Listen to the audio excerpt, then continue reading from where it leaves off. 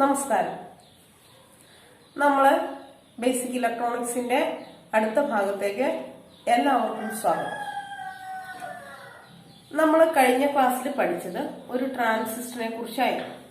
ട്രാൻസിസ്റ്ററിന്റെ വർക്കിംഗ് ആണ് നമ്മൾ പഠിച്ചത്. ഇന്ന് നമ്മൾ പഠിക്കാൻ പോകുന്നത് ഡിഫറെന്റ് മോഡിൽ ഓപ്പറേറ്റ് ചെയ്യുമ്പോൾ എന്തൊക്കെയാണ് ഉണ്ടാവുന്നത് എന്ന് നോക്കാം. നമ്മൾ കഴിഞ്ഞ ക്ലാസ്സിൽ പറഞ്ഞു, ഒരു ട്രാൻസിസ്റ്റർ നല്ല ഒരു ആംപ്ലിഫയർ ആയിട്ട് വർക്ക് ചെയ്യണം എങ്കിൽ അതിന്റെ എമിറ്റർ ബേസ് ജംഗ്ഷൻ ഫോർവേഡ് ബയാസും അതേപോലെ കളക്ടർ ബേസ് ജംഗ്ഷൻ റിവേഴ്സ് ബയാസും ആയിരിക്കണമെന്ന് നമ്മൾ പറഞ്ഞു. ഇനി അതാണ് ഒരു ആക്റ്റീവ് റീജിയനിൽ ഓപ്പറേറ്റ്, ഈ കണ്ടീഷനെയാണ് നമ്മൾ ആക്റ്റീവ് റീജിയനിൽ ഓപ്പറേറ്റ് ചെയ്യാന്ന് പറയാം, സ്വാഭാവികമായിട്ടുള്ള വർക്കിംഗ്. ഇനി അതായത് എമിറ്റർ ബേസ് ജംഗ്ഷനും അതേപോലെ തന്നെ കളക്ടർ ബേസ് ജംഗ്ഷനും രണ്ടും ഫോർവേഡ് ബയാസ് ചെയ്യുകയാണെങ്കിൽ എന്താണ് ഉണ്ടാവുന്നത്? രണ്ടും ഫോർവേഡ് ബയാസ്ഡ് കണ്ടീഷനിൽ ഒരു ട്രാൻസിസ്റ്റർ ഒരു ക്ലോസ്ഡ് സ്വിച്ച് പോലെയാണ് ആക്ട് ചെയ്യുക. ആ കണ്ടീഷനെ നമ്മൾ പറയുന്ന പേരാണ് സാച്ചുറേഷൻ കണ്ടീഷൻ. ഓക്കെ, അതായത് എമിറ്റർ ബേസ് ജംഗ്ഷനിലും കളക്ടർ ബേസ് ജംഗ്ഷനിലും നമ്മൾ ഫോർവേഡ് ബയാസിംഗ് കൊടുക്കുകയാണെങ്കിൽ ആ ട്രാൻസിസ്റ്റർ ഒരു സാച്ചുറേഷൻ കണ്ടീഷനിലാണ് വർക്ക് ചെയ്യുക. അപ്പോ അതിന്റെ അവസ്ഥ എന്ന് പറയുന്നത് ഒരു ക്ലോസ്ഡ് സ്വിച്ചിന്റെ അവസ്ഥയായിരിക്കും. ഓക്കെ, അതേപോലെ രണ്ടിനും എമിറ്റർ ബേസ് ജംഗ്ഷനും കളക്ടർ ബേസ് ജംഗ്ഷനും നമ്മൾ റിവേഴ്സ് ബയാസിംഗ് ആണ് കൊടുക്കുന്നത് എങ്കിൽ അത് ഒരു ഓപ്പൺ സ്വിച്ച് ആയിട്ടാണ് ആക്ട് ചെയ്യുക. ഈ കണ്ടീഷനെ നമ്മൾ കട്ട് ഓഫ് കണ്ടീഷൻ എന്ന് പറയും, കട്ട് ഓഫ് മോഡ് എന്ന് പറയും. ഓക്കെ, അത് എന്താണ്? എമിറ്റർ ബേസ് ജംഗ്ഷനും കളക്ടർ ബേസ് ജംഗ്ഷനും റിവേഴ്സ് ബയാസിംഗ് ആയിട്ടാണ് കണക്ട് ചെയ്യുന്നത് എങ്കിൽ ആ ട്രാൻസിസ്റ്റർ കട്ട് ഓഫ് റീജിയനില് അല്ലെങ്കിൽ കട്ട് ഓഫ് കണ്ടീഷനില് അല്ലെങ്കിൽ കട്ട് ഓഫ് മോഡിലാണ് വർക്ക് ചെയ്യുന്നത് എന്ന് പറയാം. കട്ട് ഓഫ് മോഡിൽ വർക്ക് ചെയ്യുമ്പോൾ ഒരു ട്രാൻസിസ്റ്റർ ഒരു ഓപ്പൺ സ്വിച്ച് ആയിട്ടാണ് ആക്ട് ചെയ്യുക. അപ്പോൾ ഒരു ട്രാൻസിസ്റ്റർ ഒരു സ്വിച്ച് ആയിട്ട് ആക്ട് ചെയ്യണമെങ്കിൽ ഉള്ള രണ്ട് കണ്ടീഷൻസ്, ഒന്നില്ലെങ്കിൽ അത് ഫോർവേഡ് ബയാസിംഗിലായിരിക്കണം, അല്ലെങ്കിൽ അത് ഫോർവേഡ് ബയാസിംഗ് അല്ല, സാച്ചുറേഷൻ റീജിയനിലായിരിക്കണം, അല്ലെങ്കിൽ അത് കട്ട് ഓഫ് റീജിയന് അല്ലെങ്കിൽ കട്ട് ഓഫ് കണ്ടീഷനിലായിരിക്കണം. ഒരു ട്രാൻസിസ്റ്റർ ആംപ്ലിഫയർ ആയിട്ട് വർക്ക് ചെയ്യണമെങ്കിലാണ് അത് ആക്റ്റീവ് റീജിയനിലായിരിക്കേണ്ടത്. അതായത് എമിറ്റർ ബേസ് ജംഗ്ഷൻ ഫോർവേഡ് ബയാസും അതേപോലെ തന്നെ കളക്ടർ ബേസ് ജംഗ്ഷൻ റിവേഴ്സ് ബയാസും ആവും. ഓക്കെ, ഇനി അടുത്തത് ഈ ഭാഗത്തുനിന്ന് എക്സാമിന് ക്വസ്റ്റ്യൻസ് വരുന്നതാണ്, അതുകൊണ്ട് ശ്രദ്ധിക്കുമല്ലോ. ഇനി നമുക്ക് അടുത്തത് ഇതിന്റെ 3 കോൺഫിഗറേഷൻ ഏതൊക്കെയാണെന്ന് നോക്കാം. ഒരു ട്രാൻസിസ്റ്ററിന്റെ 3 കോൺഫിഗറേഷൻ ഏതൊക്കെയാന്ന് നോക്കാം. ഓക്കെ, അപ്പൊ നമുക്കറിയാം ഇൻപുട്ട് അപ്ലൈ ചെയ്യാനും 2 ടെർമിനൽ ആവശ്യമാണ്, അതേപോലെ തന്നെ ഔട്ട്പുട്ട് എടുക്കാനും 2 ടെർമിനൽ ആവശ്യമാണ്, അല്ലെ? സാധാരണ നമുക്ക് എപ്പോഴും നമ്മൾ അങ്ങനെയാണ് ചെയ്യാറ്. അപ്പൊ ഒരു ട്രാൻസിസ്റ്റർ എന്ന് പറഞ്ഞാൽ ആകെ 3 ടെർമിനലുകളുള്ള ഒരു ഡിവൈസാണ്. ട്രാൻസിസ്റ്റർ എന്ന് പറഞ്ഞാല് 3 ടെർമിനൽസ്, അതേപോലെ 3 റീജിയൻസ്, 2 ജംഗ്ഷൻസ് ഉള്ള ഒരു സെമി കണ്ടക്ടർ ഡിവൈസിനെയാണ് നമ്മൾ എന്തെന്ന് പറയുന്നത്? ട്രാൻസിസ്റ്റർ എന്ന് പറയുന്നത്, അല്ലെ? അപ്പൊ ഇതിന് ഇൻപുട്ട് അപ്ലൈ ചെയ്യാനും ഔട്ട്പുട്ട് എടുക്കാനുമായിട്ട് ആകെ 3 ടെർമിനലുകളാണ് ഉള്ളത്. അതുകൊണ്ട് തന്നെ ഒരു ടെർമിനൽ നമ്മൾ കോമൺ ആയിട്ട് യൂസ് ചെയ്യേണ്ടി വരും. അതായത് ഇൻപുട്ടിനും ഔട്ട്പുട്ടിനും കോമൺ ആയിട്ട് യൂസ് ചെയ്യേണ്ടി വരും ഒരു ടെർമിനൽ. അപ്പോ എങ്ങനെയൊക്കെയാണ് അതിന്റെ കണക്ഷൻ എന്ന് നമുക്ക് നോക്കാം. അത് 3 രീതിയിൽ നമുക്ക് കണക്ട് ചെയ്യാൻ പറ്റും. ഒന്ന് കോമൺ ബേസ് കോൺഫിഗറേഷൻ, രണ്ടാമത്തത് കോമൺ എമിറ്റർ കോൺഫിഗറേഷൻ, മൂന്നാമത്തത് common collector configuration. Common base configuration എന്ന് പറയുമ്പോൾ തന്നെ നമുക്ക് മനസ്സിലാവും, കോമൺ ബേസ് എന്ന് പറയുമ്പോൾ നമുക്ക് മനസ്സിലാവും അവിടെ ബേസ് ആണ് കോമൺ ആയിട്ടുള്ളത്. ഇൻപുട്ടിനും ഔട്ട്പുട്ടിനും കോമൺ ആയിട്ടുള്ളത് ഏതാണ്? ബേസ് ആണെന്ന് മനസ്സിലാവും. ഓക്കെ, അതേപോലെ കോമൺ എമിറ്റർ കോൺഫിഗറേഷൻ എന്ന് പറയുമ്പോൾ എമിറ്റർ ആയിരിക്കും രണ്ടെണ്ണത്തിനും കോമൺ ആയിട്ടുള്ളത്. മറ്റേതിലാണെങ്കിൽ കളക്ടർ ആയിരിക്കും. ഓക്കെ, ഇനി കോമൺ ബേസ് കോൺഫിഗറേഷനില് എന്ന് പറഞ്ഞാല് അവിടുത്തെ കറന്റ് ആംപ്ലിഫിക്കേഷൻ നമ്മൾ എക്സാം ഓറിയന്റഡ് ആയിട്ട് പഠിക്കുന്നുള്ളൂ. അതുകൊണ്ട് ഇവിടുത്തെ കറന്റ് ആംപ്ലിഫിക്കേഷൻ ഫാക്ടർ എന്ന് പറഞ്ഞാൽ അല്ലെങ്കിൽ കറന്റ് ഗെയിൻ എന്നൊക്കെ പറയുന്നത് എന്തായിരിക്കും? കറന്റ് ഗെയിൻ എന്ന് പറഞ്ഞാൽ എപ്പോഴും ഔട്ട്പുട്ട് കറന്റ് ഇൻപുട്ട് കറന്റും തമ്മിലുള്ള റേഷ്യോയിനെയാണ് നമ്മൾ ഗെയിൻ എന്ന് പറയാറല്ലേ. അതുകൊണ്ട് ഈ കോമൺ ബേസ് കോൺഫിഗറേഷനില് എങ്ങനെയാണ് അതിന്റെ കറന്റ് ഗെയിൻ എന്ന് നോക്കാം. ബേസ് അവിടെ കോമൺ ആണ്. അപ്പൊ സപ്ലൈ കയറി വരുന്നത് ഏതിലൂടെയാണ്? IE എമിറ്ററിലൂടെയാണ്. ഔട്ട്പുട്ടിൽ ഉണ്ടാവുന്ന ടെർമിനൽ ഏതാണ്? കളക്ടറാണ് അല്ലെ. അപ്പൊ ഇൻപുട്ട് കറന്റും ഔട്ട്പുട്ട് കറന്റും തമ്മിലുള്ള റേഷ്യോ എന്ന് പറയുമ്പോൾ output current IC, input current എന്ന് പറഞ്ഞാൽ IE. IC divided by IE ആണ് നമുക്ക് കറന്റ് ആംപ്ലിഫിക്കേഷൻ ഫാക്ടർ ആയിട്ട് കിട്ടുക, അല്ലെങ്കിൽ കറന്റ് ഗെയിൻ ആയിട്ട് കിട്ടുക. ഇവിടുത്തെ കറന്റ് ഗെയിനിനെ സൂചിപ്പിക്കാൻ നമ്മള് ആൽഫ എന്ന് പറഞ്ഞ ലെറ്റർ സിമ്പിൾ ആണ് യൂസ് ചെയ്യാറ്. Alpha current amplification factor alpha is equal to IC divided by IE. സാധാരണ നമ്മൾ പറഞ്ഞു IEയേക്കാളും കുറച്ച് ചെറിയ വാല്യൂ ആണ് IC അല്ലെ. അതുകൊണ്ട് തന്നെ ഇവിടെ കറന്റ് ആംപ്ലിഫിക്കേഷൻ ഫാക്ടർ എപ്പോഴും 1നേക്കാളും കുറച്ച് കുറവായിരിക്കും. 0.98, 0.99, അതായത് 1 ഉണ്ടാവില്ല. 1നേക്കാളും കുറച്ച് ചെറിയ ഒരു വാല്യൂ ആയിരിക്കും നമുക്ക് കിട്ടുന്നത്. ഓക്കെ, ഇനി കോമൺ എമിറ്റർ കോൺഫിഗറേഷൻ എങ്ങനെയാണെന്ന് നോക്കാം. കോമൺ എമിറ്റർ കോൺഫിഗറേഷനില് എമിറ്റർ കോമൺ ആണ്. അത് കോമൺ ടെർമിനൽ ആയിട്ട് വെച്ചിട്ടുണ്ട്. ഞാനത് ഫിഗറിൽ കാണിച്ചിട്ടുണ്ട്. നിങ്ങളൊന്ന് ഫിഗർ നോക്കി മനസ്സിലാക്കണം. അപ്പോ എമിറ്റർ കോമൺ ആണ്. അപ്പോ അതിൽ കൂടെ സപ്ലൈ കടന്നു വരുന്ന ടെർമിനൽ എന്ന് പറഞ്ഞാൽ ഏതായിരിക്കും? ബേസ് ആയിരിക്കും അല്ലെ. അപ്പോ അവിടുന്ന് ഇൻകമിങ് കറന്റ് ഏതാണ്? IB. ബേസിൽ കൂടെ പോകുന്ന കറന്റിനെ നമുക്ക് IB എന്ന് സൂചിപ്പിക്കാം. അപ്പൊ ഇൻകമിങ് കറന്റ് അല്ലെങ്കിൽ ഇൻപുട്ട് കറന്റ് എന്ന് പറഞ്ഞാൽ IB. ടെർമിനല് ഔട്ട്പുട്ട് കിട്ടുന്ന ടെർമിനല് ഏതൊക്കെയാണ്? കളക്ടറും എമിറ്ററും. അപ്പോ ഔട്ട്പുട്ട് എമിറ്റർ കോമൺ അല്ലേ, അതുകൊണ്ട് ഔട്ട്പുട്ട് കറന്റിനെ നമുക്ക് IC എന്നുള്ള പേര് കൊടുക്കാം. ഓക്കെ, അപ്പൊ ഇവിടെ current amplification factor or current gain എന്ന് പറയുന്നത് എന്തായിരിക്കും? ബീറ്റ എന്ന് പറഞ്ഞ സിമ്പലാണ് നമ്മൾ അതിന് യൂസ് ചെയ്യുന്നത്. Beta is equal to IC divided by IB ആയിരിക്കും. IC divided by IB. Okay, അപ്പോ IB വളരെ ഒരു നെഗ്ലിജിബിൾ വാല്യൂ എന്ന് വേണമെങ്കിൽ പറയാം. വളരെ ചെറിയൊരു വാല്യൂ ആണ്. IC അതിനേക്കാളും വലിയൊരു വാല്യൂ ആണ്. അതുകൊണ്ട് തന്നെ IC ഡിവൈഡ് ബൈ IB എന്ന് പറയുമ്പോൾ അത് എപ്പോഴും ഒരു 100നേക്കാളും വലിയ ഒരു നമ്പർ ആയിരിക്കും കിട്ടുക. ഓക്കെ, നമ്മൾ അതിനെ ഇവിടുത്തെ കറന്റ് ആംപ്ലിഫിക്കേഷൻ ഫാക്ടറിനെ സൂചിപ്പിക്കാൻ നമ്മൾ ഏത് ലെറ്റർ ആണ് ഉപയോഗിക്കുന്നത്? ഏത് സിമ്പൽ ആണ് ഉപയോഗിക്കുന്നത്? ബീറ്റ. അടുത്തത് കോമൺ കളക്ടർ. കളക്ടർ കോമൺ ആണ്. അതുകൊണ്ട് തന്നെ സപ്ലൈ കടന്നു വരുന്ന പോയിന്റിനെ IB എന്നും അതേപോലെ ഔട്ട്പുട്ടിനെ നമുക്ക് IE എന്നും സൂചിപ്പിക്കാം.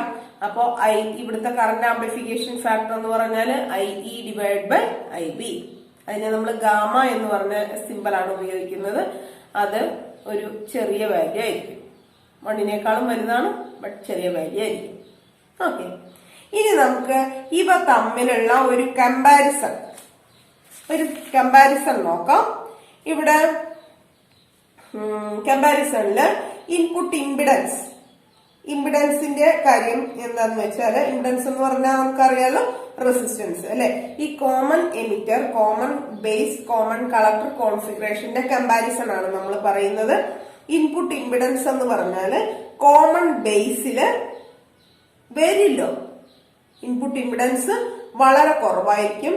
കോമൺ എമിറ്ററിലാണെങ്കിൽ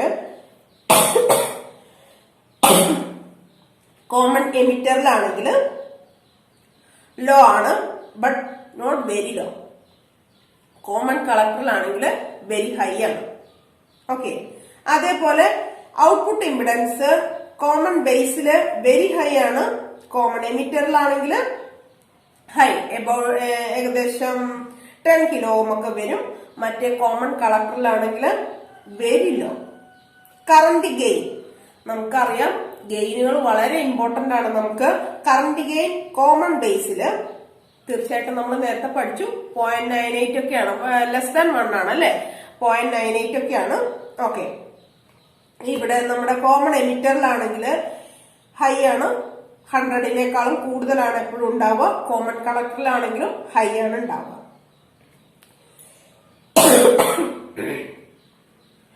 വോൾട്ടേജ് ഗെയിനും അതേപോലെ തന്നെ കോമൺ ബേസില് കോമൺ എമിറ്ററിന്റെ അത്ര തന്നെ ഇല്ല, വളരെ കുറവാണ്. അതേപോലെ കോമൺ എമിറ്ററിൽ വളരെ ഉയർന്ന ഒരു വോൾട്ടേജ് ഗെയിൻ ആണുള്ളത്. അതേപോലെ കോമൺ കളക്ടറിലാണെങ്കിൽ ലെസ് ദാൻ യൂണിറ്റി ആണ്. അപ്പോ പവർ ഗെയിനും അങ്ങനെ തന്നെ ഏറ്റവും കൂടുതലുള്ളത് ഏതിലാണ്? കോമൺ എമിറ്ററിലാണ്. അതുകൊണ്ട് തന്നെ നമ്മൾ കൂടുതലായിട്ട് പ്രിഫർ ചെയ്യുന്ന കോൺഫിഗറേഷൻ എന്ന് പറഞ്ഞാൽ അത് കോമൺ എമിറ്റർ കോൺഫിഗറേഷൻ ആണ്. അതായത് നമ്മൾ കണ്ടു ഇംപിഡൻസിന്റെ കാര്യമാണ്. ഒരു ആംപ്ലിഫയർ നന്നായി വർക്ക് ചെയ്യണമെങ്കിൽ തീർച്ചയായിട്ടും ഇൻപുട്ട് ഇംപിഡൻസ് കുറവും ഔട്ട്പുട്ട് ഇംപിഡൻസ് കൂടുതലും ആയിരിക്കണം അല്ലെ. അങ്ങനെ തന്നെയാണ് നമ്മുടെ കോമൺ എമിറ്ററിൽ കിട്ടുന്നത്. അതേപോലെ ഗെയിനുകൾ എല്ലാം കൂടുതലാണ്. Power gain, voltage gain, current gain തുടങ്ങിയവയെല്ലാം കൂടുതലാണ്. മറ്റേ രണ്ട് കോൺഫിഗറേഷനും ഇതിന്റെ ആ ഒരു ക്യാരക്ടറിസ്റ്റിക്സ് ഒന്നും കിട്ടുന്നില്ല. സോ നമ്മൾ കൂടുതലായിട്ട് പ്രിഫർ ചെയ്യുന്നത് കോമൺ എമിറ്റർ കോൺഫിഗറേഷൻ ആണ്. ഇനി കോമൺ എമിറ്റർ കോൺഫിഗറേഷന്റെ വേറൊരു പ്രത്യേകത എന്ന് പറഞ്ഞാൽ അവിടെ ഒരു ഫേസ് റിവേഴ്സൽ ഉണ്ടാവുന്നു എന്നുള്ളതാണ്. ഓക്കെ, അപ്പൊ ഇത്രയും കാര്യമാണ് നമുക്ക് അതിന്റെ കോൺഫിഗറേഷനുമായി ബന്ധപ്പെട്ട് പഠിക്കാനുള്ളത്. ഇനി നമുക്ക് എങ്ങനെയാണ് ഒരു ട്രാൻസിസ്റ്റർ ഒരു ആംപ്ലിഫയർ ആയിട്ട് വർക്ക് ചെയ്യുന്നത് എന്ന് നോക്കാം. അപ്പൊ നിങ്ങള് ഫിഗറിൽ ഒന്ന് ശ്രദ്ധിക്കുക. ഒരു സിംഗിൾ സ്റ്റേജ് ആംപ്ലിഫയറിന്റെ ഫിഗർ ആണ് നമ്മൾ കൊടുത്തിട്ടുള്ളത്. Single stage amplifier. Single stage amplifier means ഇവിടെ ആംപ്ലിഫിക്കേഷന് വേണ്ടിയിട്ട് ഒറ്റൊരു സ്റ്റേജ് മാത്രമേ നമ്മൾ ഉപയോഗിച്ചിട്ടുള്ളൂ. അത് ഒരു ഓഡിയോ സെക്ഷനിലൊക്കെ നമ്മൾ ഉപയോഗിക്കുന്നതാണ്. ബാക്കി സെക്ഷനിലേക്കൊക്കെ വരുമ്പോൾ നമുക്ക് മൾട്ടി സ്റ്റേജ് ആംപ്ലിഫിക്കേഷൻ അല്ലെങ്കിൽ പവർ ആംപ്ലിഫയേഴ്സ് യൂസ് ചെയ്യണം. ഇവിടെ നമ്മൾ സിംഗിൾ സ്റ്റേജ് ആംപ്ലിഫയർ എങ്ങനെയാണ് വർക്ക് ചെയ്യുന്നതെന്നാണ് നമ്മുടെ സിലബസ് അനുസരിച്ച് നമുക്ക് പഠിക്കാനുള്ളത്. അതുകൊണ്ട് നമുക്ക് അത് നോക്കാം. ഓക്കെ, ഒരു ട്രാൻസിസ്റ്റർ നിങ്ങൾക്ക് കാണാം. അതുമായിട്ട് അനുബന്ധിച്ച് രണ്ട് റെസിസ്റ്ററുകൾ കണക്ട് ചെയ്തിട്ടുണ്ട്. അതേപോലെ തന്നെ കപ്പാസിറ്ററുകൾ കണക്ട് ചെയ്തിട്ടുണ്ട്. ഇതിന്റെ ഓരോന്നിന്റെയും ഫംഗ്ഷൻ എന്താണെന്ന് നോക്കാം. ഫിഗറിൽ ആദ്യം ഒരു ചെറിയ വി ഇൻ എന്ന് പറഞ്ഞിട്ട് കാണിച്ചിട്ടുണ്ട്. അത് ശ്രദ്ധിച്ചോളൂ. ആ സിഗ്നലിനെ, ആ വീക്ക് സിഗ്നലിനെയാണ് നമുക്ക് എന്ത് ചെയ്യേണ്ടത്? ആംപ്ലിഫൈ ചെയ്യേണ്ടത്, കുറച്ചും കൂടെ സ്ട്രോങ് സിഗ്നൽ ആക്കി മാറ്റേണ്ടത്. ഓക്കെ, അതിനുശേഷം അവിടെ രണ്ട് റെസിസ്റ്ററുകൾ നിങ്ങൾക്ക് കാണാം. അത് നമ്മുടെ ഈ സർക്യൂട്ടിന് കൃത്യമായ ഒരു വോൾട്ടേജ് പ്രൊവൈഡ് ചെയ്യാനുള്ള ട്രാൻസിസ്റ്ററിന്റെ ഓപ്പറേറ്റിംഗ് പോയിന്റ് മാറിപ്പോയാൽ ഔട്ട്പുട്ടിൽ വേവ് ഫോമിൽ ഡിഫറൻസ് വരും. അതുകൊണ്ട് തന്നെ അതിന് കൃത്യമായ ഒരു ക്യൂ പോയിന്റ് എന്ന് നമ്മൾ പറയും, അല്ലെങ്കിൽ ക്യൂസൻ പോയിന്റ് എന്നൊക്കെ നമുക്ക് പറയാം. ആ പോയിന്റ് കൃത്യമായിട്ടുള്ള വോൾട്ടേജ് പ്രൊവൈഡ് ചെയ്യാനുള്ള വോൾട്ടേജ് ഡിവൈഡർ ബയാസിംഗ് ആയിട്ടാണ് ആ റെസിസ്റ്ററുകൾ വർക്ക് ചെയ്യുന്നത്. അതേപോലെ തന്നെ എമിറ്ററിൽ ഒരു കപ്പാസിറ്റർ കണക്ട് ചെയ്തത് കണ്ടു അല്ലെ. എമിറ്റർ റെസിസ്റ്റർ ആർ ഇക്ക് അക്രോസ് ആയിട്ട് ഒരു കപ്പാസിറ്റർ കണക്ട് ചെയ്തിരിക്കുന്നത് നമ്മൾ കാണുന്നുണ്ട്. അപ്പോ അതിന്റെ ഉദ്ദേശം എന്താന്ന് വെച്ചാൽ സിഗ്നൽസിന് ലോ പാത്ത് പ്രൊവൈഡ് ചെയ്യുക എന്നുള്ളതാണ് അതിന്റെ ഉദ്ദേശം. മറ്റ് രണ്ട് കപ്പാസിറ്ററുകൾ കാണുന്നുണ്ട്. അതിന്റെ രണ്ടിന്റെ ഉദ്ദേശം എന്താണെന്ന് വെച്ചാൽ സിഗ്നലിനെ ഒരു സിഗ്നലിനെ ബേസിലേക്ക് കപ്പിൾ ചെയ്യാനുള്ളതും മറ്റേത് ഔട്ട്പുട്ട് സ്റ്റേജ്. ഇനിയും നമ്മളൊരു സർക്യൂട്ട് കണക്ട് ചെയ്യുകയാണെങ്കിൽ ഔട്ട്പുട്ടിലേക്ക് കപ്പിൾ ചെയ്യാൻ വേണ്ടിയിട്ടുമാണ് മറ്റേ കപ്പാസിറ്റർ ഉപയോഗിച്ചിട്ടുള്ളത്. കപ്പാസിറ്റർ C1 ഉപയോഗിച്ചിരിക്കുന്നത് ബേസിലേക്ക് ഇൻപുട്ട് സിഗ്നലിനെ കപ്പിൾ ചെയ്യാൻ വേണ്ടിയിട്ടാണ്. ഇവിടെ അതുകൊണ്ട് തന്നെ നമ്മൾ ഇവിടെ ഉപയോഗിക്കുന്ന കപ്ലിംഗ് എലമെന്റ് ആയിട്ട് ഉപയോഗിക്കുന്നത് റെസിസ്റ്ററും കപ്പാസിറ്ററും ആയതുകൊണ്ട് ഇത്തരത്തിലുള്ള ആംപ്ലിഫയറുകളെ നമ്മൾ RC ആംപ്ലിഫയർ, റെസിസ്റ്റർ, കപ്പാസിറ്റർ രണ്ടുമാണ് ഉപയോഗിക്കുന്നത്. അതുകൊണ്ട് നമ്മൾ ഇത്തരത്തിലുള്ള ആംപ്ലിഫയറിനെ നമ്മൾ RC ആംപ്ലിഫയർ എന്നുകൂടി പറയാറുണ്ട്. നമ്മള് കപ്ലിങ്ങിന് വേണ്ടിയിട്ട് വേണമെങ്കിൽ ട്രാൻസ്ഫോമർ ഉപയോഗിക്കാം. അങ്ങനെയാണെങ്കിൽ അത്തരത്തിലുള്ള ആംപ്ലിഫയറിനെ പറയുന്നത്, അതായത് മൾട്ടി സ്റ്റേജിലൊക്കെ കേട്ടോ, അപ്പൊ അത്തരത്തിലുള്ള ആംപ്ലിഫയറിനെ പറയുന്നത് ട്രാൻസ്ഫോമർ കപ്പിൾഡ് ആംപ്ലിഫയർ എന്നാണ്. ഓക്കെ, പ്രത്യേകിച്ച് കപ്ലിംഗ് എലമെന്റ് ഒന്നും ഇല്ലാതെ ഡയറക്റ്റ് ആയിട്ട് ഒരു വയർ കൊടുത്ത് നമുക്ക് കപ്പിൾ ചെയ്യാം. അങ്ങനെയുള്ള ആംപ്ലിഫയറുകളെ നമ്മൾ പറയുന്നത് ഡയറക്റ്റ് കപ്പിൾഡ് ആംപ്ലിഫയർ എന്നാണ്. ഇവിടെ നമ്മൾ കപ്ലിംഗ് എലമെന്റ് ആയിട്ട് ഉപയോഗിച്ചിരിക്കുന്നത് റെസിസ്റ്ററും കപ്പാസിറ്ററും ആണ്. സോ നമ്മൾ ഈ ആംപ്ലിഫയറിനെ RC കപ്പിൾഡ് ആംപ്ലിഫയർ എന്ന് പറയും. ഓക്കെ, ഇനി നമ്മൾ നേരത്തെ പറഞ്ഞു ഓരോ ഇതിന്റെ ഫംഗ്ഷൻ നമ്മൾ പറഞ്ഞു. കപ്പാസിറ്റർ കപ്ലിംഗ് പർപ്പസിന് വേണ്ടിയിട്ട്, അതേപോലെ resistor R1 and R2 voltage divider biasing ആയിട്ടാണ് ആക്ട് ചെയ്യുന്നത്. അതേപോലെ തന്നെ REയും വോൾട്ടേജ് ഡിവൈഡർ ബയാസിംഗ് ആയിട്ടാണ് ആക്ട് ചെയ്യുന്നത്. അതേപോലെ CE എന്ന് പറയുന്നത് ലോ പാത്ത് പ്രൊവൈഡ് ചെയ്യാൻ വേണ്ടിയിട്ടാണ്. അതേപോലെ മറ്റേ C2 അത് ഉപയോഗിച്ചിരിക്കുന്നത് എന്താണ്, ഔട്ട്പുട്ടിലേക്ക് കപ്പിൾ ചെയ്യാൻ വേണ്ടിയിട്ടാണ്. ഇവിടെ ട്രാൻസിസ്റ്റർ ആക്ഷൻ എന്ന് നമുക്ക് ചുരുക്കി അതിന്റെ ഫംഗ്ഷനെ നമുക്ക് അങ്ങനെ പറയാം. ട്രാൻസിസ്റ്റർ ആക്ഷന്റെ ഫലമായിട്ട് എന്ത് ചെയ്യും, സ്മോൾ സിഗ്നലിന്റെ സ്ട്രെങ്ത് കൂടുകയും, കാരണം നമ്മൾ ഇവിടെ കണക്ട് ചെയ്തിരിക്കുന്നത് ഏത് രീതിയിലാണ് നമ്മൾ ശ്രദ്ധിച്ചു നോക്കൂ. ഇവിടെ കണക്ട് ചെയ്തിരിക്കുന്നത് കോമൺ എമിറ്റർ കോൺഫിഗറേഷനിലാണ്. അപ്പോൾ അവിടെ ഉണ്ടാവുന്ന കറന്റ് ആംപ്ലിഫിക്കേഷൻ ഫാക്ടർ എന്ന് പറഞ്ഞാൽ നമ്മൾ പറഞ്ഞു ചുരുങ്ങിയത് 100 കൂടുതൽ ഉണ്ടാവും അതിന്റെ വാല്യൂ എന്ന്, അല്ലെ. അപ്പോൾ അത്രയും ടൈംസ് ഔട്ട്പുട്ടിൽ കിട്ടുന്ന കറണ്ടിനെ അത്രയും ടൈംസ് ഇൻക്രീസ് ചെയ്യിക്കാൻ നമ്മുടെ ഈ ആംപ്ലിഫയറിന് കപ്പാസിറ്റി ഉണ്ട്. ഓക്കെ, ഇങ്ങനെയാണ് ഒരു ട്രാൻസിസ്റ്റർ ആംപ്ലിഫയർ ആയിട്ട് വർക്ക് ചെയ്യുന്നത്. അപ്പൊ ട്രാൻസിസ്റ്റർ സ്വിച്ച് ആയിട്ട് വർക്ക് ചെയ്യുന്ന കണ്ടീഷൻ നമ്മൾ പറഞ്ഞു.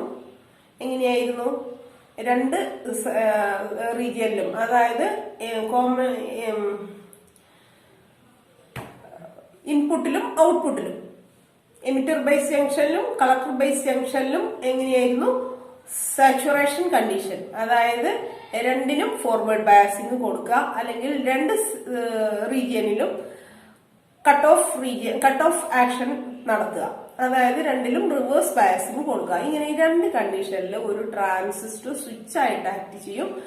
മറ്റേ ആക്റ്റീവ് റീജിയനിൽ വർക്ക് ചെയ്യുകയാണെങ്കിൽ അത് ഒരു ട്രാൻസിസ്റ്റർ ആംപ്ലിഫയർ ആയിട്ട് വർക്ക് ചെയ്യും. അപ്പൊ ആംപ്ലിഫയർ ആയിട്ട് വർക്ക് ചെയ്യണമെങ്കിൽ എപ്പോഴും ഒരു ട്രാൻസിസ്റ്റർ ആക്റ്റീവ് റീജിയനിലാണ് വേണ്ടത്. ഓക്കെ, തുടർന്ന് ഇതിന്റെ ഒരു വർക്ക് നമുക്ക് ചെയ്യാനുണ്ട്. നമുക്ക് അടുത്ത ക്ലാസ്സിൽ ചെയ്യാം. Okay, by.